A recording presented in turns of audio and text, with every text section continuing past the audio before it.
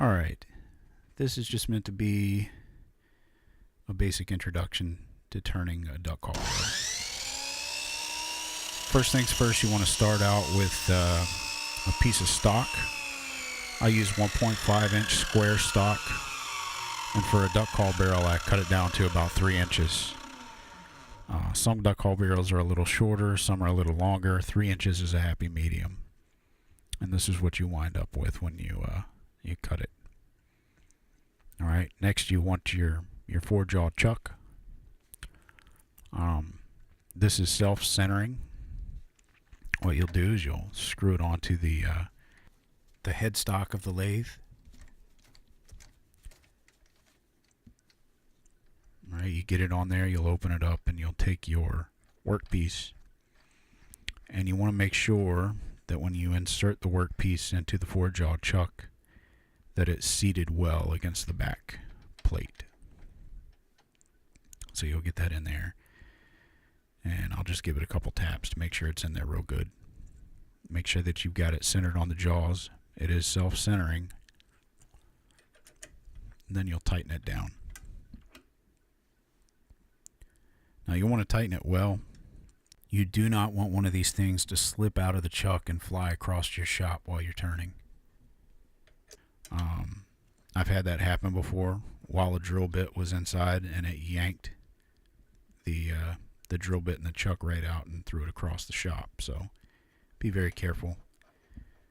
I got a 5/8 inch drill bit. That's the diameter of the bore that we will be drilling out for the duck call barrel. Again, make sure that you tighten this down real good in the chuck. Like I say, you don't want that to come flying out at you. Alright, once you get that tightened down real good, what you'll want to do before you turn your lathe on is make sure that you get your tool rest out of the way. That 4-jaw chuck is called a knuckle buster for a reason. Those jaws hang out over the edge of that 4-jaw chuck, and if they catch a hold of anything, it's going to be bad. Alright, once you do that, you'll take your tail piece and you'll want to move it into position. Also make sure that you crank it all the way back. Move that tail piece up and get your drill bit flush with the surface of the workpiece.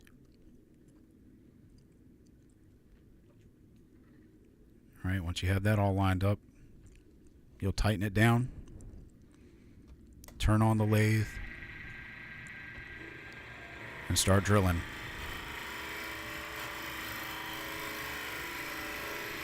Now you'll want to do this gradually. You don't want to do it really fast. You don't want to push too hard on the workpiece. And you'll want to stop several times and back out so that you can clear the bore. Make sure that you get any debris off of your drill bit. Another reason you want to do this in small bites is because it builds up a lot of heat inside that workpiece.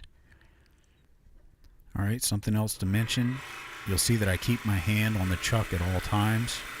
I'm holding on to it to make sure that it doesn't get yanked out of the tailpiece and thrown across the shop. And just mind your hand and arm and make sure it doesn't get in the way of that 4-jaw chuck. Alright, each time I'll back it out, crank it all the way back as far as you can go without the chuck coming out.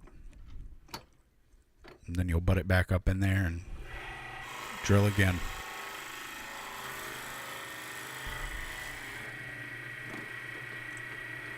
Alright, once you're all the way through, back it out. Clean off your drill bit. Now you can take the workpiece out of the 4-jaw chuck.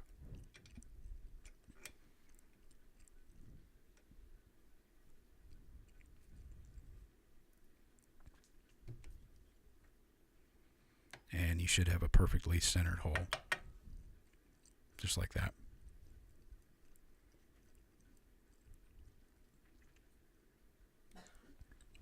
Alright, next you'll want to take your 4-jaw chuck off the headstock.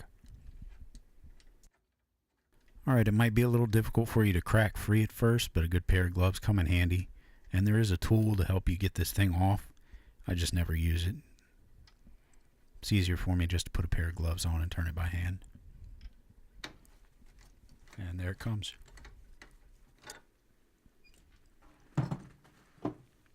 Alright, next we're going to look here. This is a collet chuck. This is what you're going to use next to mount the workpiece on and keep it centered. You'll see the cap comes off with the collet chuck, and there's a collet inside. When you buy this set, you'll get various sizes. We're using 5/8 because we got a 5/8 inch bore. And there's the collet. Alright, the collet, it just snaps right into the headpiece there. Sometimes they can be a pain to get in and get out as well. There you go. Once you get it in there, you'll hear it snap. And assemble it back together. And then screw it onto the headstock.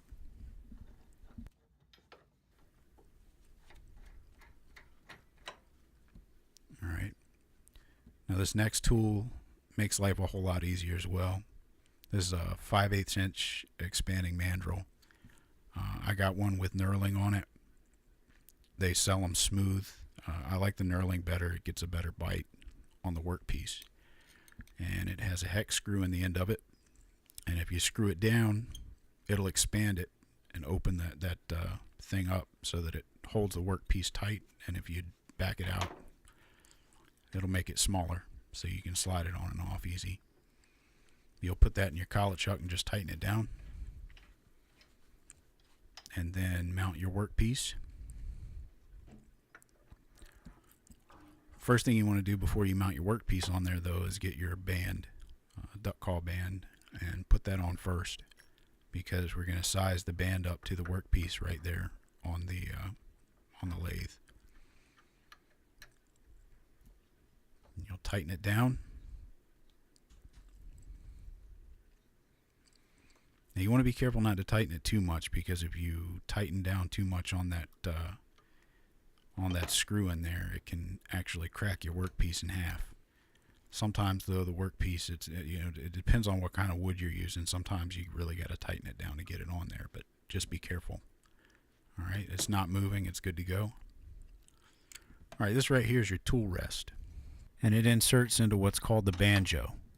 Now what you'll want to do is you'll take your tool rest and you'll insert it into the banjo, and then you'll take the whole assembly and you'll move it up close to the workpiece, and you'll want to get it as close to the workpiece as you can get it without the workpiece actually hitting the tool rest. And once you get that all figured out, you'll tighten your tool rest down. And now we're ready to turn. Alright, first let's talk a little bit about turning tools. This right here is a roughing gouge. This is what you use to hog off wood. You can get these in sets. I got this at Harbor Freight for really cheap. You can get a whole set of them for like 20 bucks. It's just made out of tool steel though, so it's not going to hold an edge very long. This right here is a parting tool. This is what you'll use to cut your groove, your lanyard groove into the caul. You can also use it to rough it out as well, and it's also a cheap one from Harbor Freight. I suggest you start out with those. It's good to learn on them, and it's not a whole lot of money to get a decent set. 25, 30 bucks, I think. This right here is a more expensive, much nicer parting tool. It's not as thick as the other one. You can buy them in different thicknesses. I got this one for cutting O-ring grooves, and it's made of high-speed steel, so it'll hold an edge a whole lot better, a lot longer. You won't have to sharpen it quite as much. Right, these are what I use now. This is pretty much the same thing, does the same job as that roughing gouge I showed you, but it's a carbide cutter tool. And it comes with these carbide bits that you don't have to sharpen. You can just replace them, and they hold an edge for a really long time. And it just makes things a lot easier when you don't have to sharpen your tools constantly. And this right here is a carbide shaper tool. Let me see, it's got a little circular carbide bit on it. And that's what I'll actually use to shape the duck call. Now Now these carbide tools are a lot more expensive, but they hold an edge a lot longer. They make for less headaches. And they can set you back between 50 and 150 bucks. All right, now let's start turning. Start out with your rougher. And I just gradually take some off. You don't have to be too terribly aggressive. You know, that's when you make mistakes.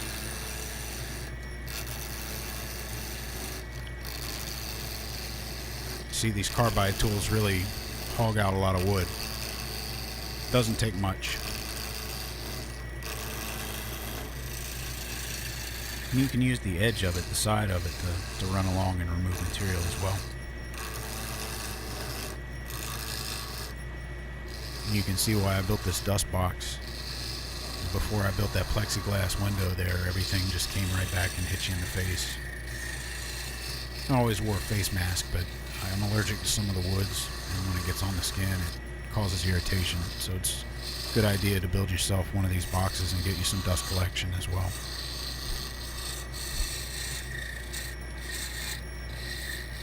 Alright, it looks like we've got a round workpiece now. What you can do to check to make sure that it's round is take your tool and run it across the top of the workpiece. And if your tool doesn't bounce around, that means you've got a nice, smooth, flat surface.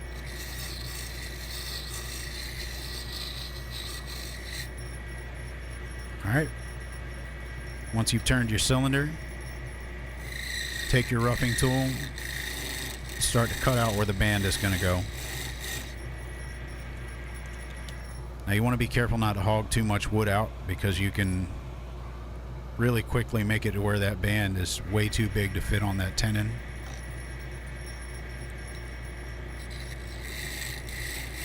So you want to take just little bites and then turn the lathe off and check it. I took just a little bit too much off of this one, but it's salvageable. It'll be easy to fix.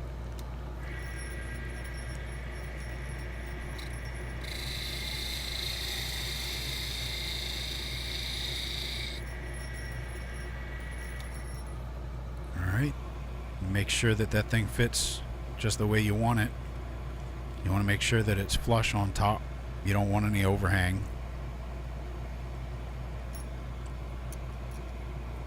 And once you get that straight,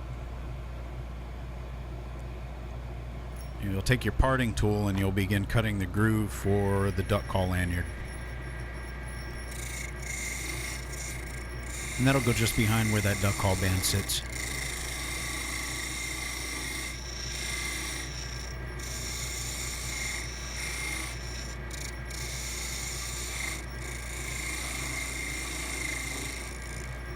You want to be careful not to cut the duck call lanyard groove too deep.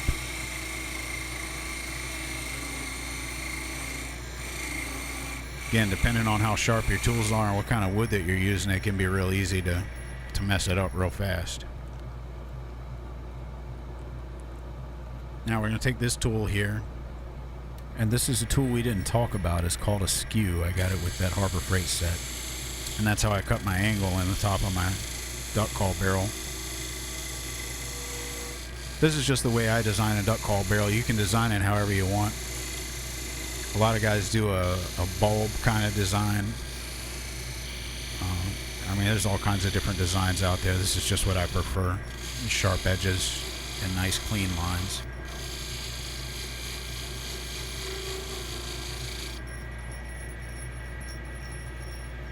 Alright, once you get that cut out, you're ready to shape.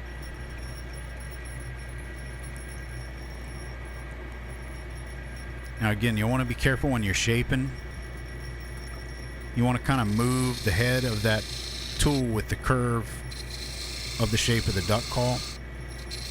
Because if you get up there and you get the side into one of those curves, it can gouge out a nice chunk of the wood, and then you've ruined yourself a call.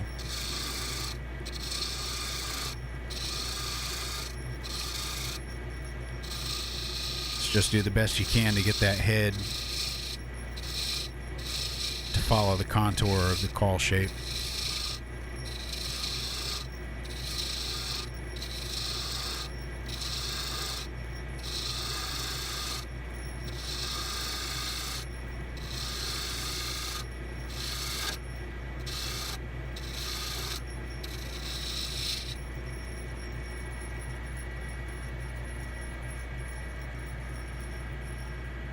See how I'm turning the head of the tool into the curve of the duck call.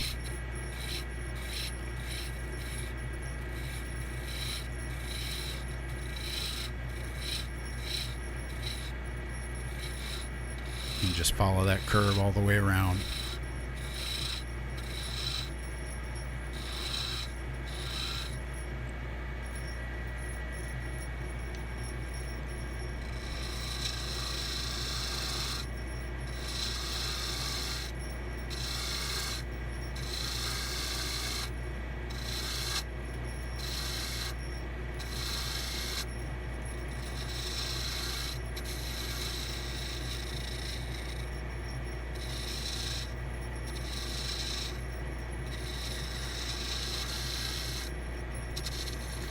Alright, now we're working on the mouthpiece, and you want to be really careful when you get around edges like this, because it's really easy to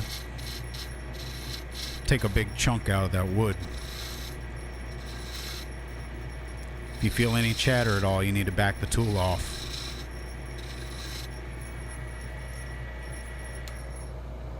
And there you go.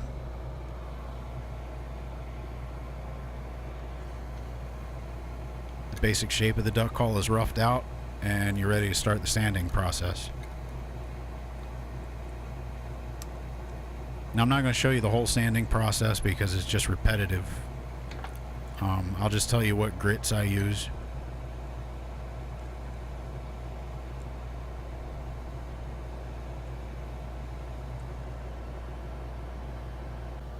Alright, for sanding, I go up 6 different grits. I start at a 150. And then I'll go from 150 to 240. I'll go from 240 to 320.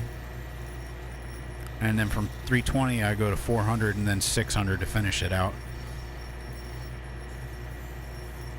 And once you've got it sanded, you're ready to finish. And that'll be one of my next videos. I'll actually do a full video on the finishing process. This is probably the hardest part of the call making. Alright, and that's the basic process for building a duck call barrel start to finish.